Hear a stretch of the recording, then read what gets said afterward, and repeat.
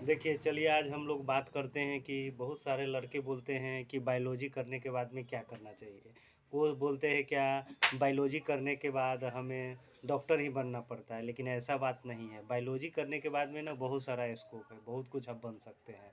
जैसे आपने +2 किया, बायोलॉजी किया, तो बायोलॉजी करने के बाद में फार्मेसी के सेक्टर में जा सकते हैं, फार्मा कर सकते हैं, कंपनी में काम कर सकते हैं, अपना मेडिकल स्टोर खोल सकते हैं, बीएससी नर्सिंग होम कर सकते हैं, हॉस्पिटल लाइन में जा सकते हैं।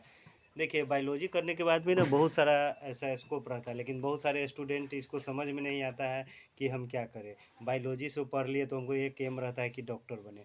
डॉक्टर तो बन ही सकते हैं, बीएमएस कर सकते हैं, एमबीबीएस कर सकते हैं, बीएचएमएस कर सकते हैं, बीएएनवाईएस कर सकते हैं, फिजियोथेरेपिस्ट कोर्स कर सकते हैं, बहुत सारे कोर्स कर सकते हैं। ऐसा नहीं कि आप नीट नहीं निकाल पाए, पास नहीं हुआ तो आप कुछ नहीं कर पाए, डॉक्टर नहीं बन पाए, ऐसा बात नहीं है। बहुत सारे ऐसे फील्ड है जो आप मेडिकल में इच्छा रखते हैं तो लैब टेक्नीशियन कर सकते हैं, लैब की टेस्ट कर सकते हैं। चलिए अब बात करते हैं हम लोग। बहुत लड़के बोलते हैं कि डी डी फार्मा में क्या अंतर है, बी फार्मा में क्या है, एम फार्मा क्या है।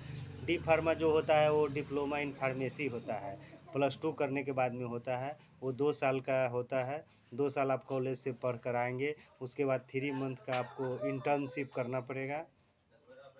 फिर उसके बाद में वो सर्टिफिकेट लेके जाएंगे। तो अगर आप बिहार से हैं तो बिहार फार्मेसी काउंसिल में रजिस्टर कराना है। अगर अदर स्टेट से हैं तो अदर स्टेट में जाके आपको वहाँ से रजिस्ट्रेशन करना है। फिर उसके बाद में आप फार्मासिस्ट हो गए, अपना मेडिकल स्टोर खोलिए, गवर्नमेंट का जॉब का तैयारी कीजिए, ये सारे कर सकते हैं।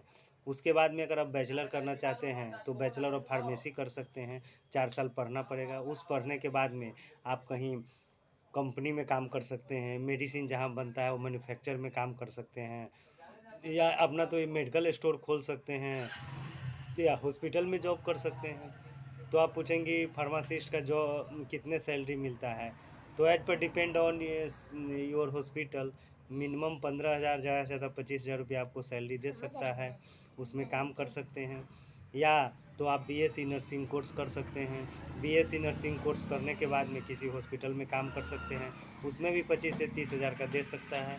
उसमें 4 साल का बीएससी नर्सिंग होम करना पड़ता है। उसके बाद एमएससी करना पड़ता है, पीएचडी कर सकते हैं। इसमें भी बहुत लंबी चौड़ी पढ़ाई होती है। गायनी में भी कर सकते हैं, बहुत सारा उसका भी सेगमेंट है। या बीपीटी कर सकते हैं, फिजियोथेरेपिस्ट का कर सकते हैं, या लैब टेक्नीशियन कर सकते हैं। उसमें भी डिप्लोमा होता है, बैचलर होता है।